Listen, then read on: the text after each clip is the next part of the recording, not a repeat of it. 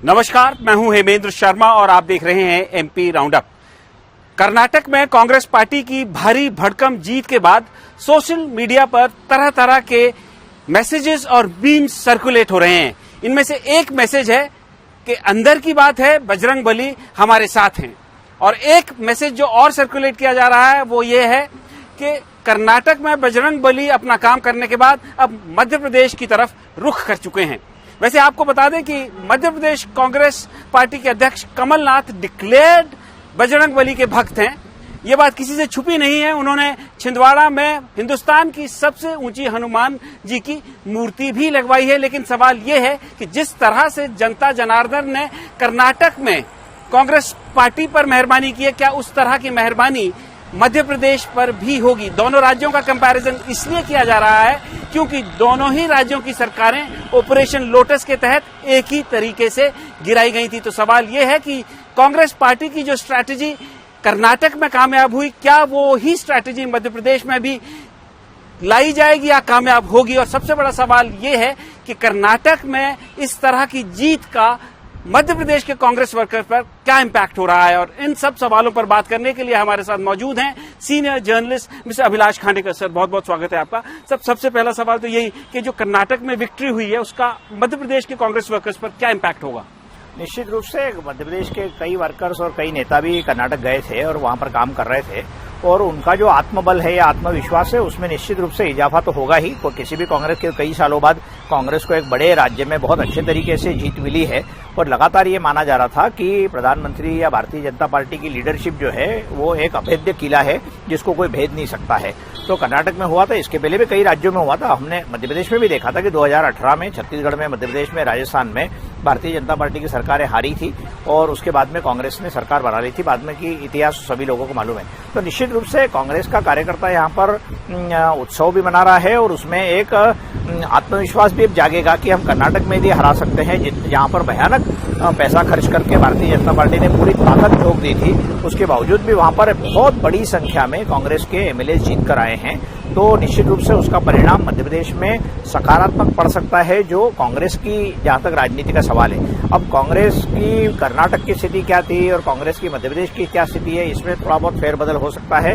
हमको स्थानीय कारण ढूंढना पड़ेंगे, लेकिन वहां पर जो बोला जा रहा है, जैसे आपने बजरंगबली का कहा, कर्नाटक में भी ये स्थिति थी कि कर्नाटक में भी एक बड़ा टॉवरिंग लीडर येदियुरप्पा भी थे और उनके चलते भी वहां पर भाजपा को बहुत नुकसान उठा पड़ा। Lingayat vote, non Lingayat vote, इसकी सारी राजनीति समझ में आई। लेकिन कांग्रेस ने वहां जो रणनीति अपनाई उसमें स्थानीय नेताओं को वो किया, और वहां पर एक बहुत बड़ा मुद्दा ये भी था कि लगातार पूरे देश में ये बात चल रही थी कि कर्नाटक में यानी 40%, मतलब 40% कमीशन की बात सही है कि नहीं मालूम नहीं है, लेकिन जनता में वो असर कर गई। तो मध्य प्रदेश में भी भ्रष्टाचार की कोई कमी नहीं है। चारों तरफ हम देख रहे हैं, हर डिपार्टमेंट में आप पिछले दिनों देखा होगा आपने, एक संविदा पर नियुक्त एक जूनियर इंजीनियर, असिस्टेंट इंजीनियर के घर से 6-7 करोड़ की संपत्ति बरामद हुई। 30 लाख रुपए का टेलीविजन में कभी सपने में नहीं सोच नहीं सकता ऐसा तो ये करप्शन का एक छोटा सा नमूना है। तो ये हर जगह हो रहा है। तो मुझे लगता है कि यदि मध्य प्रदेश में भी यदि सत्ता विरोधी लहर यदि आती है तो कर्नाटक जैसे परिणाम यहाँ भी आ सकते हैं, इसका कोई आश्चर्य नहीं हो सकता। सर, जैसे आपने अभी बताया कि वहां पे लोकल लीडर्स को कांग्रेस पार्टी ने तवज्जो दी, जबकि भारतीय जनता पार्टी पूरा कैंपेन जो है प्राइम मिनिस्टर मोदी और होम मिनिस्टर अमित शाह के चेहरों पर लड़ती रही चुनाव को। तो क्या आपको लगता है कि मध्य प्रदेश में भी कांग्रेस पार्टी की वही स्ट्रैटेजी होनी चाहिए, लोकल लीडर्स को महत्व दिया जाना चाहिए और लोकल इश्यूज पे बात होनी चाहिए? वहां पर सिद्धारमैया भी काफी वृद्ध पूर्व मुख्यमंत्री रहे हैं, लेकिन उन्होंने और शिव कुमार ने जो टीम लगाई और खड़गे का खुद का गृह राज्य था, उन्होंने जो वहां की जो व्यवस्थाएं बनाई, वैसी व्यवस्थाएं मध्य प्रदेश में बनाने के लिए कांग्रेस के पास में कमलनाथ के अलावा कोई टॉवरिंग लीडर है कि नहीं मुझे मालूम नहीं है। इसलिए मैं कह रहा हूं ये कि दिग्विजय सिंह जो पूर्व मुख्यमंत्री थे वो भी काफी समझ रखते हैं मध्य प्रदेश की, और मुझे लगता है कि कमलनाथ और शिवराज और दिग्विजय सिंह के बीच में यदि हम तुलना करें तो दिग्विजय सिंह को मध्य प्रदेश की समझ ज्यादा है। लेकिन दिग्विजय सिंह की पब्लिक अपील बिल्कुल नहीं है, उनको मिस्टर बंटाधार बोलते हैं लगातार।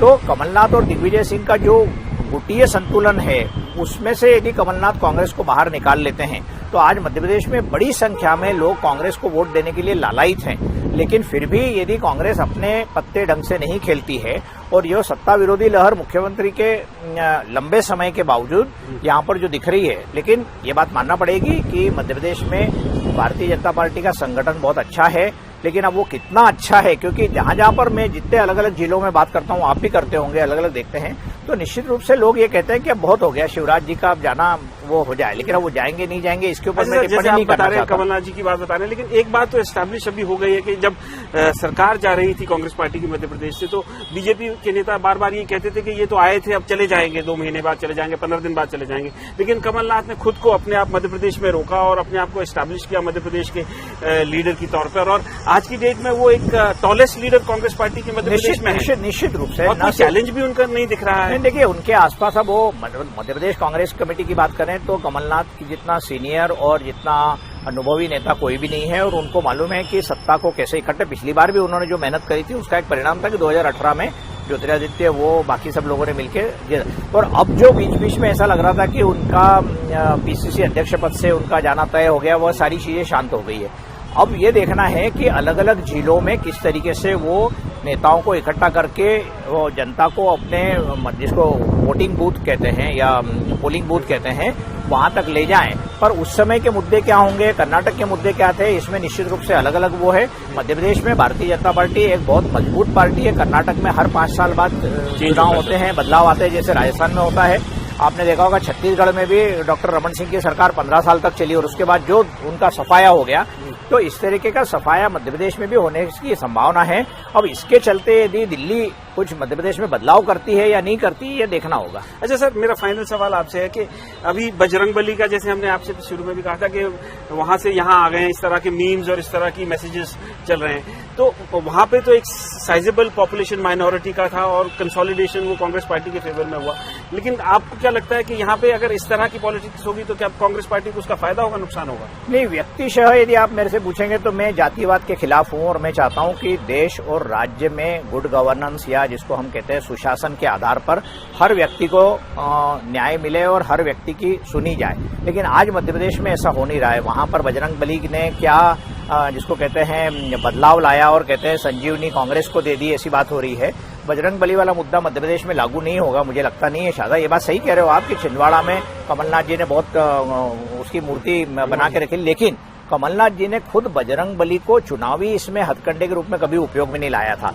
अब बचता ये है कि हिंदुत्व या गुड गवर्नेंस और मध्य प्रदेश में जिस तरीके से भ्रष्टाचार या कुशासन, मुझे लगता है कई बार, क्योंकि यदि हम बंठाडार कहते थे दिग्विजय सिंह को, तो आज भी हालात जिस तरीके से देख रहे हैं हम, आंगनवाड़ी से लेकर, इसके पहले भी बोल चुका हूं आपके शो पे, आंगनवाड़ी ले लीजिए या भोपाल का मास्टर प्लान ले लीजिए। भोपाल का मास्टर प्लान पिछले 20-25 साल से नहीं आ पाया और उसके कारण पूरे भोपाल जैसे सुंदर शहर में इतना अवैध जिसको कहते हैं भवन निर्माण हो रहा है, जिसकी तरफ किसी का ध्यान नहीं है। और इसका ध्यान यदि मध्य प्रदेश का, आपने देखा होगा 2 दिन से ये बात चल रही है कि जागरण लेक यूनिवर्सिटी के पास एक टाइगर्स 3 बच्चों के साथ में उसका लगातार वो दिख रहा है ना।